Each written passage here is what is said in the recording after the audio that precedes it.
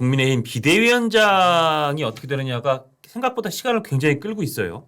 일단 뭐 권성동 원내대표와 비대위원장 투톱으로 가닥이 잡히는 분위기인데 또 권성동 원내대표는 본인이 원톱이 되는 것도 계속 미련을 갖고 있는. 일단 어떻게 해야 된다고 보세요? 근데 일단은 원톱으로 하기에는 굉장히 좀 어려운 점이 있을 거예요. 네. 근데 물론 뭐 민주당도 옛날에 박영선 원내대표가 비상대책위원장을 겸직한 적이 그렇죠. 있었어요. 예. 가능은 한 거죠. 뭐 가능은 예. 한 거죠. 예. 그런데 이거를 지금 원내 쪽도 지금 굉장히 지금 첨예하게 대립되고 있는데 예. 이걸 다시 또 수술일 수 있는 부분들이 쉽지 않아서 아마 투톱으로 갈 수밖에 없지 않겠느냐라는 생각이 좀 들고요. 그러면 그럴 지금 경우는 이제 뭐 지금 당내 원내 중진 그래서 결국 권영세, 나경원, 김기현 정도가 거론되는 것 같아요. 세 분 정도가. 하나 제가 이제 말씀드리고 싶은 거는 예. 아니 탄핵을 찬성한 사람이 어떻게 비대위원장이 될 수 있느냐는 논리에 대해서는 저는 동의하기가 어려워요. 예. 왜냐하면 이제 탄핵 벌써 됐잖아요. 예. 이제 끝난 상황인 거죠. 예. 그럼 그 이후에 어떻게 당을 추스려서 뭔가 안정적으로 끌고 가는 게 우선인 것이지 예. 다시 과거로 돌아가서 그러면 이제 이렇게 물어보고 싶은 거죠. 탄핵에 찬성한 사람이 12명이고요. 예. 반대한 사람이 85명입니다. 그럼 탄핵에 찬성한 사람을 비대위원장을 하면 탄핵에 대해서 반대한 85명을 수용할 수 가질 수 있을까요? 예. 현실적으로 예. 어렵죠. 그런 면을 현실적인 상황 속에서 판단을 해야지. 예. 자꾸만 규범적인 상황에서 판단을 하게 되면은 이게 결론 내기가 어렵다는 그러니까 말씀이죠. 비대위원장 자격에서 탄핵에 찬성했느냐 반대했느냐 이걸 논하지는 말자. 그렇게 되면 해법이 안 없어요. 된다. 예. 두 번째는 뭐냐면 이제 그랬을 때 결국은 조기 대선까지도 책임을 져야 될 수 있는 상황이 높잖아요. 여기서 그렇죠. 또 다시 당대표 선거를 할 수 있겠습니까? 그렇죠. 예. 쉽지 않을 거예요. 그러니까 조기 대선이 정말 네. 조기에 열린다는 걸 전제로 했을 전제로 때. 많이 그럼 가능성이 있기 때문에, 가능성이 있기 때문에. 그럴 경우를 대비해서라도 어떻게 인선하는 것이 좋겠냐라는 그런 사항이 있어야 되고요.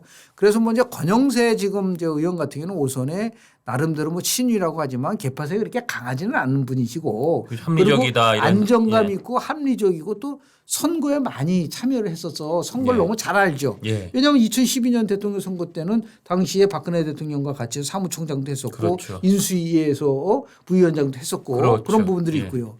나경원 의원 같은 경우는 전투력이 강하죠. 전투력이 강하다. 왜냐하면 조국 사태 때 구해준 거 보세요. 예. 그리고 정말 그 미디어법 관련돼 가지고서 우리 선거법과 관련돼 가지고서 그 엄청난 투쟁을 했었지 않습니까? 그러네요. 예. 그리고 뭐 거기는 뭐 친이라고 보기가 어려울 정도로 그렇죠. 뭐 윤 비윤이죠. 대통령한테도 사실은 조금 이렇게 좀 풍찬 노숙을 한 적이 있었죠. 그렇습니다. 예. 이제 그런 부분들도 있고 그다음에 뭐 또 이제 여성이라는 상징성도 있고. 예.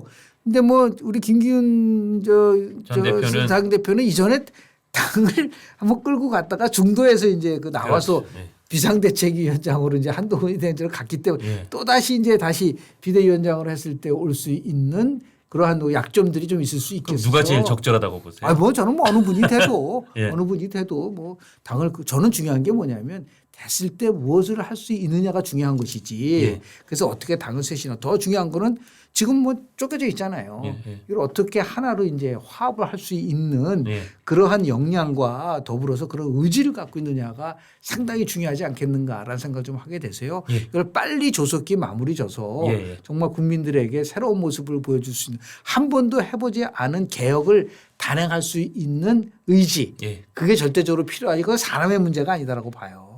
이거는 결국은 시대 정신과 임무에 대한 문제이기 때문에 교수님 말씀에 좀 저 전적으로 공감하는데 지금 거론되는 인사가 비대위원장 돼서 말씀하신 한 번도 안 해본 개혁이나 쇄신 같은 게 지금 국민의힘 분위기에서 될까? 그런 의구심은 솔직히 듭니다. 절박하면 됩니다. 아직 절박하다는 느낌은 그래서 아직까지 절박하지 않은 거예요. 사람들이. 무슨 일이 그러니까 생기면 절박해질까요? 근데 이제는 더 이상 우리가 정말 이거는 정권을 넘겨줄 수밖에 없다라고 하는 그런 절박함과 예. 그래서 저는 새 비상대책위원장이 일성이 뭐냐면 개파 해체예요. 개파 해체. 개파 해체 시켜버려야 된다. 친이고 지금 뭐 한가하게 지금 친은 안 하고 친은 따질 때냐. 그렇죠. 예? 예. 개파를 해체하고 예. 두 번째는 나 혼자서 하는 게 아니라 이게 정말 통합적인 예. 그런 위원회를 만들어서 거기서 최고의 중지를 모아서 문제를 풀어나겠다고 하는 그런 선언들을 하고 예. 거기에 뭐 젊은 우리 우리 의원들도 참여할 수도 있는 거고 그렇죠. 그리고 뭐 외부에서도 좋은 분을 갖다가 같이 참여할 수도 있는 부분들이 있지 않겠습니까? 예. 그 뭐 심한 경우에는 뭐 유승민 의원이 꼭 위원장 해야 됩니까? 그렇잖아요. 예. 자기가 그렇게 당을 살리겠다고 한다면 내가 적극적으로 한번 참석하겠습니다라고. 그러니까 비대위원장은 아니더라도 비대위원으로 위원으로 들어와서. 그렇게 자기 그 사진성이라는 모습을 보여야 되지. 꼭 위원장이 되면은 나는 뭐 당을 살릴 수 있고.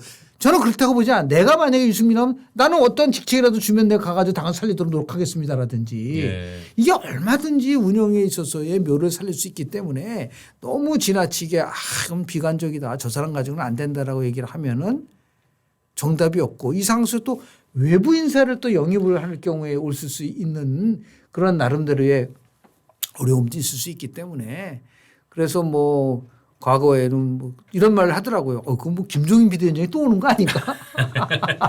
네? 시즌 3라고 얘기하더라고요. 뭐 그 당시에 더불어민주당은 시즌 1, 당시에 국내 시즌 2, 예. 이번에도 시즌 3라고. 왜냐하면 뭐 보면 이제 영화도 보면 1, 2, 3 막 나오잖아요.